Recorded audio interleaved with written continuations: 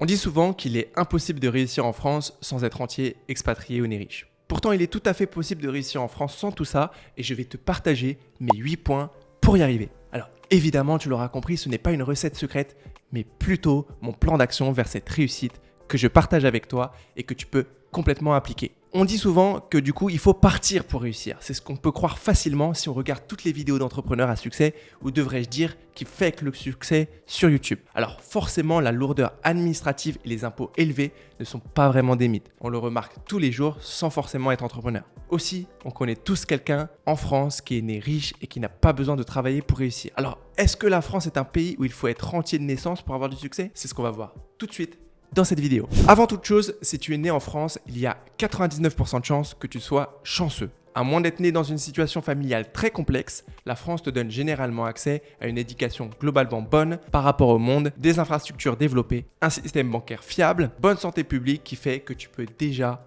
entreprendre. Si tu n'es pas dans un pays où l'on peut te soutenir, comment veux-tu entreprendre? Tu peux donc être reconnaissant pour ça et c'est déjà un bon terreau pour la réussite. En France, de nombreuses aides existent à ton démarrage, comme le chômage qui est clairement le plus gros incubateur de France. Tu as également accès à la sécurité sociale qui te permet d'avoir des remboursements sur les frais de santé. Cela paraît pas vraiment important si tu es jeune et en bonne santé, mais crois-moi, ça peut faire énormément la différence si un jour un souci arrive. Avant même de parler expatriation ou réussite, globalement la France te donne déjà accès à la possibilité de réussite et ça, il ne faut pas l'oublier dans les points qu'on verra juste après. Partie 2, développe tes compétences. La valeur numéro 1 quand tu veux réussir en France ou à l'étranger reste tes compétences. C'est clairement ce qui est le plus important dans toute réussite. Tu dois développer une expertise précise et des compétences entrepreneuriales pour réussir dans le business. Avant même de parler d'optimisation ou d'expatriation, le point le plus important reste le développement de compétences. Cela passe par de la lecture, du visionnage, de vidéos, de formations ou de webinaires, mais tu dois te former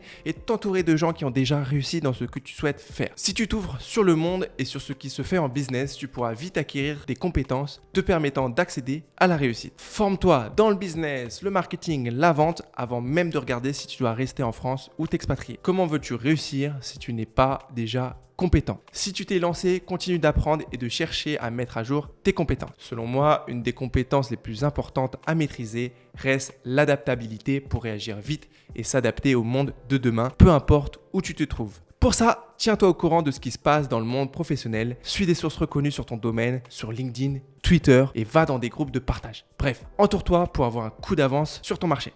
Point 3, comprendre la mentalité française. La mentalité française est clairement un point souvent critiqué par les entrepreneurs et ils ont raison. En effet, on est dans un pays biberonné d'aide sociale et cela en fait des avantages et des inconvénients. De nombreuses personnes n'aiment pas les gens riches et la réussite et c'est malheureusement vrai. Les Français, en règle générale, n'aiment pas parler d'argent et c'est un sujet souvent tabou du fait de notre histoire et de notre culture. Mais cela n'empêche pas de réussir en France. Globalement, la population voit d'un bon œil les entrepreneurs et les inventeurs. Ce qui dérange plutôt, c'est l'aspect financier et l'affichage de la réussite, mais les mentalités changent. Aussi, l'éducation française te façonne globalement à devenir un bon employé et non un businessman. Les métiers d'exécution sont souvent plus valorisés que les métiers de vente, qui pourtant sont les moteurs de tout business. Maintenant que tu sais ça, tu peux en tirer des avantages. Globalement, il existe un déficit dans les métiers commerciaux et contrairement à d'autres pays, il n'y a pas assez d'entrepreneurs valorisant la vente. Tu peux donc, en développant cette compétence, te démarquer plus facilement. Aussi, le fait d'avoir ce terreau à devenir employé n'est certes pas à ton avantage dans tes compétences, mais le jour où tu voudras recruter, tu auras des profils d'exécutants globalement compétents par rapport à d'autres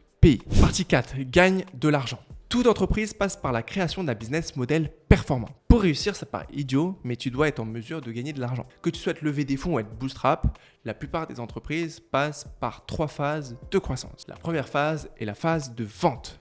Dans cette phase, tu dois vendre ton produit, ton service ou tes idées si tu as besoin de fonds. Mais dans tous les cas, tu dois vendre. Sur cette phase, que tu sois en France ou ailleurs, cela ne changera pas grand-chose à moins que tu souhaites lever des fonds. Dans ce cas, mieux vaut s'entourer d'un système bancaire fiable que dispose la France. En France, tu auras moins de cash flow car il y a plus d'impôts, mais tu pourras lever de la dette. À l'étranger, plus de cash, mais moins de possibilités bancaires. On verra ça d'ailleurs en détail juste après. La deuxième phase est la phase de recrutement. Généralement, toute entreprise pour se développer doit recruter. Il y a des avantages et des inconvénients au système français. C'est une des phases les plus compliquées pour l'entrepreneur français en règle générale. En France, les charges sociales sont lourdes et tu pourras être tenté de partir pour cette raison. La troisième phase est la phase d'optimisation et de processisation. Si tu arrives dans cette phase, c'est que tu as déjà un business qui tourne, des employés et c'est là où tu pourras rattraper le retard de la lourdeur administrative française. La France te donne accès à des outils pour optimiser le fonctionnement de ton business à ce niveau-là, comme la holding et le régime d'intégration fiscale. Encore faut-il que tu arrives dans cette phase et je peux comprendre de nombreux entrepreneurs qui abandonnent en France avant.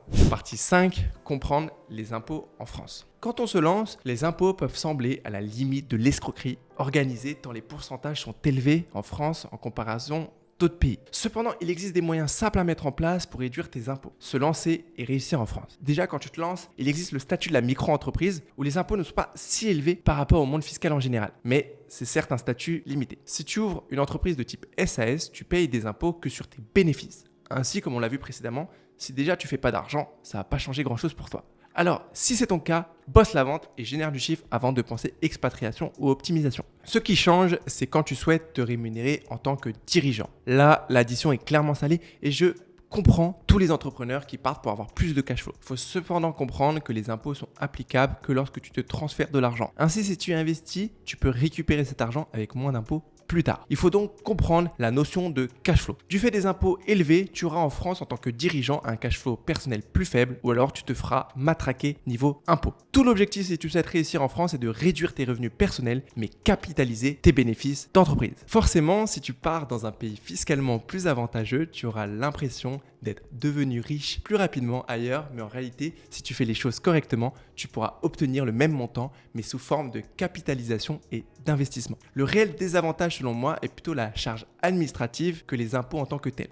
Partie 6, le levier bancaire. Je t'en parlais un peu plus tôt, un des avantages en France est de pouvoir utiliser le levier bancaire.